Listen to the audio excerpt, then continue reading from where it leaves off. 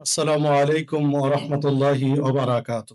إن الحمد لله وحده والصلاة والسلام على من لا نبي بعده. قال الله تعالى في كلامه المجيد: أعوذ بالله من الشيطان الرجيم ولله على الناس حج البيت من استطاع إليه سبيلا. Global initiative of Islam কর্তৃক আয়োজিত অধ্যকার জিলহজ মাস ও ঈদুল আজহা তাওহীদি আকীদার অনন্য প্রেরণা শীর্ষক সেমিনারে সম্মানিত president professor doctor Saiful Islam Faruqui, অধ্যকার সেমিনারের চিফ গেস্ট শ্রদ্ধাভাজন ওস্তাদ প্রফেসর ডক্টর ইফতেখার আবুল মাসুদ, উপস্থিত রয়েছেন guest of honour professor doctor Rafiqul Islam, আর উপস্থিত রয়েছেন আজকের seminar paper presenter doctor Bazlur Rahman, panel speaker, অন্যান্য স্পিকারগণ। আজকে আমার আলোচনার বিষয় হজ তাওহীদের বিশ্বব্যাপী প্রকাশ। চলুন সংক্ষিপ্ত সময়ে আমরা একটু তুলে ধরার চেষ্টা করি যে হজ তাওহীদের বিশ্বব্যাপী প্রকাশ। তাওহীদকে বিশ্বব্যাপী ছড়িয়ে দেওয়ার ক্ষেত্রে হজ্জের ভূমিকা অন্যতম। দেখুন, হজ্জের যে স্তরগুলো রয়েছে, প্রত্যেকটা ধাপ, প্রত্যেকটা স্টেজ, প্রত্যেকটা ধাপ স্তরই তাওহীদের সাথে সম্পৃক্ত, প্রত্যেকটাই। যদি শুরু থেকে আমরা শুরু করি যে হজ এটা সির্ফ আল্লাহর জন্য, আল্লাহর সন্তুষ্টির জন্য বাইতুল্লাহ কেন্দ্রিক জিয়ারা এবং নির্দিষ্ট যে ইবাদত সেটা হজ, যেটা শুরুই করতে হয় এহরাম পরে, সাদা এহরাম পরে। হজ্জের যে নির্দিষ্ট মিকাত রয়েছে, স্থান রয়েছে, সেইখান থেকেই হজ্জের মূল মন্ত্র, মূল ধ্বনি লব্বাইক আল্লাহুম্মা লব্বাইক লব্বাইক লা শারিকা লাকা লব্বাইক ইন্নাল হামদা ওয়ান নি'মাতা লাকা ওয়াল মুলক লা শারিকা লাক। এই ধ্বনি দিয়ে শুরু হয় হজ্জের কার্যক্রম। দেখুন, কে বাংলা ভাষাভাষী, কে আরবি ভাষাভাষী, কে ইংলিশ ভাষাভাষী, কে উর্দু, ফার্সি বা অন্য, সারা পৃথিবীর যে কোনো রাষ্ট্র থেকে যিনি এসেছেন হজ করতে, সাদা এহরামে নিজেকে মুড়িয়ে সকলের প্রতিধ্বনি একই, হয়তো একই, সবার একই প্রতিধ্বনি, একই স্বীকৃতি, একই মূল মন্ত্র লব্বাইক আল্লাহুম্মা লব্বাইক লব্বাইক লা শারিকা লাকা লব্বাইক। আমি উপস্থিত, হে আল্লাহ আমি উপস্থিত, যার কোনো শরীক নেই। মানে তাওহীদের মূল ঘোষণা এবং এই স্বীকৃতিটা মনে মনে নয়। ইসলামের জন্য বিধিবিধান গুলো রয়েছে, ইবাদত গুলো রয়েছে, যেমন সালাত, সিয়াম বা অন্যান্য যে ইবাদত, এগুলোর নিয়ত মনে মনে, সংকল্প, এরাদা। আর হজ্জের এই স্বীকৃতি, এই ঘোষণা কিন্তু প্রকাশ্যে, মনে মনে নয়। সির্ফ নারী, যারা মুসলিম নারী হজ করবেন তারা নীরবে, কারণ নারীদের কণ্ঠে পর্দার বিধান রয়েছে, কণ্ঠে পর্দা রয়েছে, যাকে সেটা অন্য সাবজেক্ট। এই জন্য ইসলাম তাদেরকে প্রকাশ্যে, সরবে নয়, তারা নীরবে তালবিয়া পাঠ করবেন। বাকি সারা পৃথিবীর যে যে রাষ্ট্র, যে ভাষারই আসুক না কেন, সকলের একই ধ্বনি হবে, সরাবে, চিৎকার দিয়ে সবার উপস্থিতি, যেটা পুরোটাই তাওহীদের প্রকাশ করা হয়। এরপরে দেখুন, যখন তারা চলে গেলেন হারামে, যেখান থেকে শুরু হবে হজ্জের দ্বিতীয় কার্যক্রম, তওয়াফ শুরু হবে। তওয়াফ শুরু যেখান থেকে হবে, হাজরে আসওয়াদ যে কোণ, সেই কোণ থেকে, সেখানেও কিন্তু আল্লাহু আকবার, বিসমিল্লাহ, আল্লাহু আকবার, মানে আল্লাহ সবচেয়ে বড়, তাওহীদের স্বীকৃতি দিয়ে তওয়াফ শুরু। হজ্জের কার্যক্রম শুরু হয়েছে তাওহীদের স্বীকৃতি দিয়ে, তাওহীদের প্রকাশ করে। তওয়াফ শুরু হচ্ছে তাওহীদের প্রকাশ করে, তাওহীদের স্বীকৃতি দিয়েই তওয়াফ শুরু হচ্ছে। সবারই উপস্থিতি। দেখুন, এরপরে উমরা সম্পন্ন হলো। উমরার পরে হজ্জের কার্যক্রম যখন শুরু হবে মিনা থেকে, 8ই জিলহজ, মিনা থেকেও এই তালবিয়া, যেটা তাওহীদের বাণী আকাশে বাতাসে মুখরিত হচ্ছে লক্ষ লক্ষ হাজিদের মধ্যে। এরপরে এখন আরাফা, হজ্জের মূল কার্যক্রম, যে আরাফায় উপস্থিত হওয়া ছাড়া ব্যতিরেকে হজ হয় না। সে আরাফাই সারা পৃথিবী লক্ষ লক্ষ মুসলিম এই তাওহীদের স্বীকৃতি দিচ্ছেন যে আরাফার গুরুত্ব ইসলামের সবচেয়ে বেশি। দেখুন, আল্লাহ রাব্বুল আলামিন ফেরেশতাদেরকে বলেন যে আমার ঘর তওয়াফ করার জন্য ডেকেছিলাম, তারা এসেছে। কে কি চায় আজকে যে যা চাচ্ছে তাকে তাই দিন। সেটা আরাফা, সবারই উপস্থিতি। আরাফায় রাসূলুল্লাহ সাল্লাল্লাহু আলাইহি ওয়াসাল্লাম যেটা মসজিদে নববী, সেখান থেকে আরাফায় প্রান্ত থেকেই ভাষণ দিয়েছিলেন, বিদায় হজ্জের ভাষণ, যেটা বলা যেতে পারে বিশ্ব মুসলিম উম্মার বিশ্ব সম্মেলন। মুসলিম উম্মার বিশ্ব সম্মেলন বলা যেতে পারে। সারা পৃথিবীর মুসলিমদের মিলন মেলা। সেইখানে রাসূলুল্লাহ সাল্লাল্লাহু আলাইহি ওয়াসাল্লাম বিদায় হজ্জের ভাষণ দিয়েছিলেন।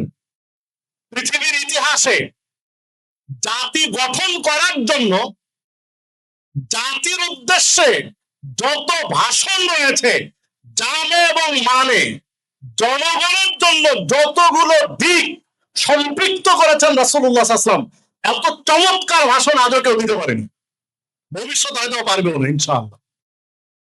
তো যার ভাষণের মূল অংশ জুড়েই ছিল তাওহীদের স্বীকৃতি, সবার উপস্থিতি, যার স্মৃতিচারণ আজও রয়েছে। প্রতি বছর বিজ্ঞ ওলামায়ে কেরামদের মধ্য থেকে নির্বাচন করা হয় আরাফার এই ভাষণ দেওয়ার জন্য, যেখানে তাওহীদের স্বীকৃতি দিয়েই শুরু হয়। সারা পৃথিবীর মুসলিমদেরকে তাওহীদের চেতনা উদ্বুদ্ধ করার জন্য বিভিন্ন দিক তারা তুলে ধরেন। সবারই তো উপস্থিতি। দেখুন,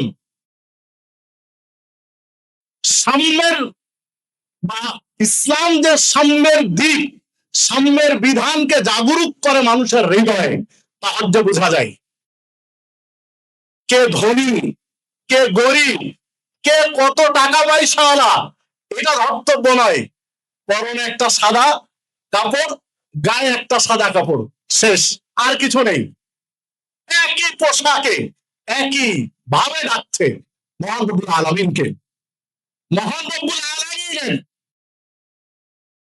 এই জমিনে সারা পৃথিবীর মানুষের মধ্যে যে ভেদাভেদ নেই, এক মুসলিম আর এক মুসলিমের মধ্যে যে অহংকার ভেদাভেদ নেই, তা সেদিন প্রমাণ হয়। আরাফা থেকে যখন মুজদালিফায় যায় তখন এটা আরো স্পষ্ট হয়।